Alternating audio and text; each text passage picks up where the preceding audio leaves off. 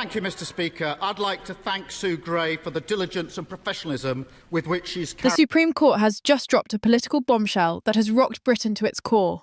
In a ruling that sent shockwaves across Westminster, the judges have exposed what they call a secret plan by Prime Minister Keir Starmer to quietly drag the United Kingdom back into the grip of the European Union. It's not speculation, it's not rumour. It's a judgment that reveals how the very foundations of British democracy were being tampered with in the shadows. And tonight, the country is left asking one chilling question. If the Prime Minister was willing to hide this from the people, what else is he hiding? The judgment landed like a thunderstrike, tearing through the walls of Parliament and exposing a truth that can no longer be denied. For months, even years, suspicions had been whispered. Suspicions that the promises to respect Brexit were nothing but smoke and mirrors. Now the Supreme Court has confirmed those suspicions in devastating detail. All 11 justices, united in a historic and unanimous verdict, declared that Starmer's government had acted unlawfully, bypassed Parliament and attempted to impose sweeping regulatory changes without a single vote, without a single debate, and without the knowledge of the people. This was not incompetence. This was not oversight. This was a deliberate and calculated assault on the very core of Britain's constitutional order. According to documents unsealed by the court, Starmer's closest advisers had been conducting covert negotiations with senior EU officials for over a year. These were not friendly catch-ups. They were secret diplomatic meetings, arranged in hidden venues, deliberately left out of official records, and kept far from the eyes of Parliament. The goal was unmistakably clear: to reintroduce EU frameworks into British law quietly, gradually, and without the public ever noticing. No announcements, no debates. Just a slow, silent realignment, with Brussels dressed up as routine domestic reforms. The Supreme Court did not hold back in its words. In a scathing passage, the justices accused the government of being intellectually dishonest and deliberately deceptive. They described Starmer's administration as behaving as though it was above the law, crafting policies in secret, while presenting a completely different picture to the British people. This was not merely a breach of trust. It was, in the words of the court, a direct violation of parliamentary sovereignty, carried out behind closed doors and under the cover of darkness. The revelations have sent shockwaves through the political class. Inside Westminster, chaos reigns. Labour MPs who stood before their voters promising to make Brexit work are now blindsided, humiliated, and furious. Many had no knowledge of the covert strategy and are now accusing their leader of betrayal not just of the public, but of his own colleagues. Anger is spilling across the party, with whispers of no-confidence letters and urgent calls for an emergency meeting of the Parliamentary Labour Party. What began as a legal ruling has exploded into a full-scale rebellion. Meanwhile, opposition voices are seizing their moment with deadly precision. Reform UK has branded the ruling proof of a rejoinder coup and is demanding Starmer's resignation. Nigel Farage has called it the greatest victory for democracy since the Brexit referendum itself. Even the fractured Conservative Party has found rare unity in condemnation.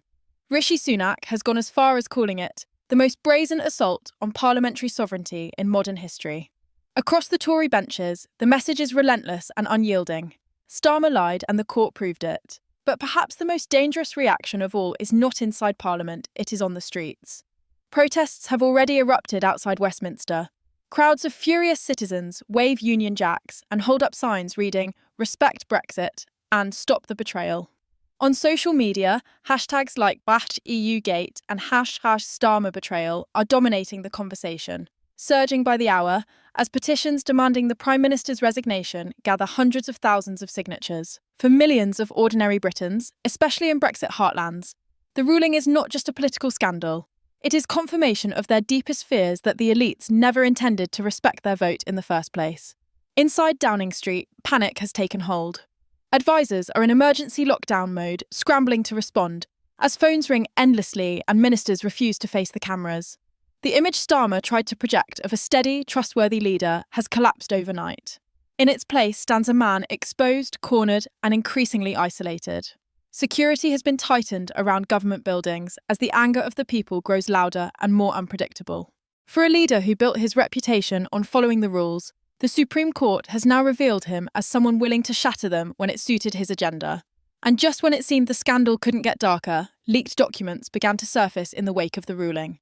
Among them, a memo marked "Top Secret," lays out a chilling 5-phase strategy to fully align UK laws with EU directives by 2026. The plan speaks bluntly of restoring mutual legal standards in trade, agriculture, environmental regulation, and data protection.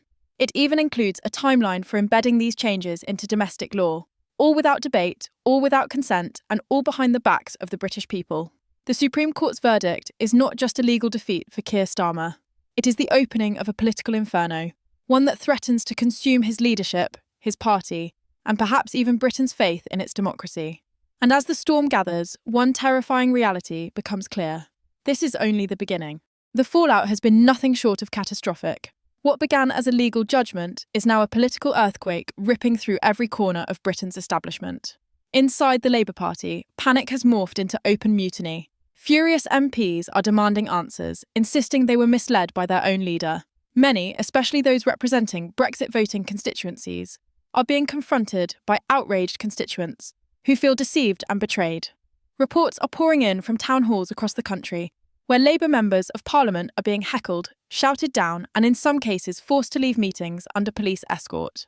One Northern MP, visibly shaken, was overheard telling colleagues, "This isn't politics anymore. This is survival. He's burned us all with his lies." What was once frustration has turned into outright rebellion.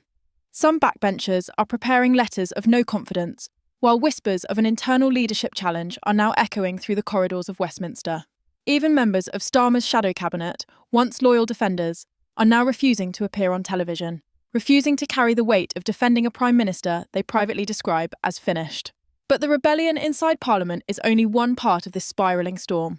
On the streets, Britain is erupting. In city after city, protesters are gathering in their thousands, waving flags and demanding the resignation of a leader they see as a traitor to their vote. Birmingham, Sheffield, Manchester, Newcastle. These are not isolated demonstrations. They are waves of fury, growing by the day, swelling into the tens of thousands. Outside Parliament, the chants of "respect our vote" and "Starmer must go" echo into the night, louder with each passing hour. Social media amplifies the anger at lightning speed, with images of packed streets and furious citizens flooding timelines under hashtags that dominate global trends. Police have confirmed they are deploying additional officers in anticipation of larger, more volatile protests. The mood is combustible, unpredictable, and dangerous. Britain's democracy is not just facing a scandal. It is staring down the possibility of mass unrest. Inside Downing Street, the pressure is suffocating. Advisors are locked in crisis meetings, scrambling to plug leaks and contain the damage. Yet the leaks only intensify.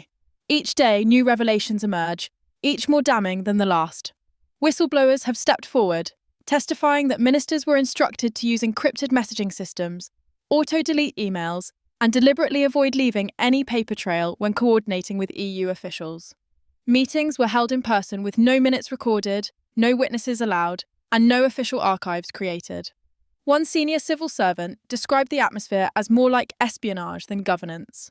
These testimonies have triggered formal inquiries by watchdogs and regulators, with the Information Commissioner's Office announcing a probe into potential violations of transparency and data laws.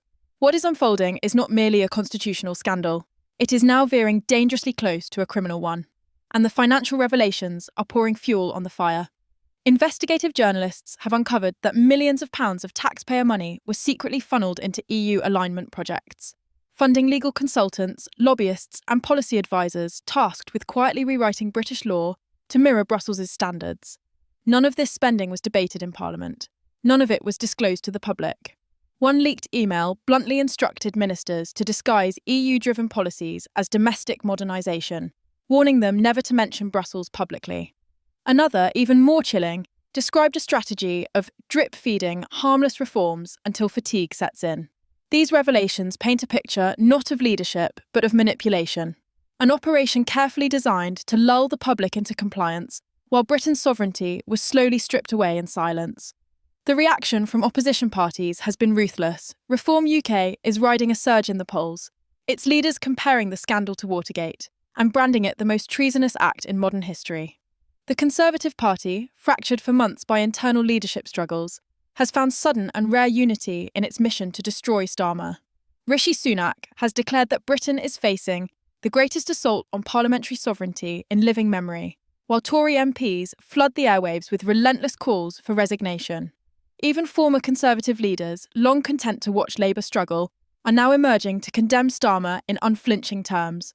Across the benches, Parliament is united in only one thing: the Prime Minister is finished. The crisis has now spiralled beyond control, transforming from a political scandal into what many are calling the gravest constitutional breakdown in modern British history. Inside Parliament, whispers have become open revolt. Labour MPs are gathering signatures for an emergency meeting to decide their leader's fate, while backbenchers openly discuss tabling a motion of no confidence. One Northern MP, elected on a promise to respect the Brexit vote, was overheard saying, "This is political suicide. He's burned the bridge with voters, and he's burned it with us too." The atmosphere inside Labour headquarters is no longer tense, it is mutinous. Shadow cabinet ministers are distancing themselves from the Prime Minister, refusing to defend him on television and refusing to carry the burden of his deception. For a party that only months ago celebrated its return to power, unity has collapsed into chaos, and the knives are now out for the man who promised renewal but delivered betrayal. Outside Westminster, the fury of the people grows by the hour. Protests have swelled into a nationwide movement, with tens of thousands marching through major cities, chanting, "Respect our vote" and "Starmer must go." In London, crowds gather nightly outside Parliament, their chants echoing against the ancient stone walls. In Sunderland, Sheffield, Manchester, and Birmingham, ordinary citizens flood the streets, furious at the betrayal of their democratic will. Social media is ablaze with videos of MPs being confronted by their constituents, shouted down at local meetings, accused of selling out the country. Police have confirmed they are deploying extra officers to control the unrest, but even they admit the mood is volatile and unpredictable. Britain is not just angry, it is on edge. The revelations pouring out of Whitehall only make the crisis more explosive. Financial records have now confirmed that millions in taxpayer funds were diverted into secret EU alignment projects, paying for legal consultants, foreign policy advisors, and think tank lobbying campaigns designed to pave the way for Brussels rules to return under the radar. Internal memos reveal ministers were instructed to disguise EU-driven policies as neutral modernisation initiatives, deliberately avoiding any reference to Europe while embedding its regulations piece by piece. One leaked email, blunt and chilling, instructed advisors to begin with non-binding resolutions, then shift to statutory language once public fatigue sets in. This was not governance. This was manipulation, a slow-motion coup against the very vote that defined a generation. Internationally, Britain's humiliation deepens. European diplomats, once complicit in secret talks, are now scrambling to distance themselves, furious that their names and meetings have been dragged into a scandal tearing Britain apart. Across the Atlantic, American commentators are blunt. On CNN, one analyst warned, if this happened in Washington, impeachment would already be underway. For Britain, the scandal is not merely a domestic implosion, it is a global embarrassment. Its government is now seen as dishonest, secretive, and reckless. A country that cannot be trusted to honour its own democratic promises. And still, the revelations keep coming. Leaked communications from Starmer's inner circle show he was not just aware of the plot, he was its architect. In one damning message, he personally approved the strategy to disguise EU laws as harmless domestic reforms, greenlighting a plan to reintroduce Brussels directives under neutral branding. Another memo, stamped urgent, outlined a timeline to fully align Britain with EU standards by 2026, with civil servants already tasked to draft legislation in secret. These documents strike a fatal blow to the Prime Minister's credibility. He cannot claim ignorance. He cannot claim misunderstanding.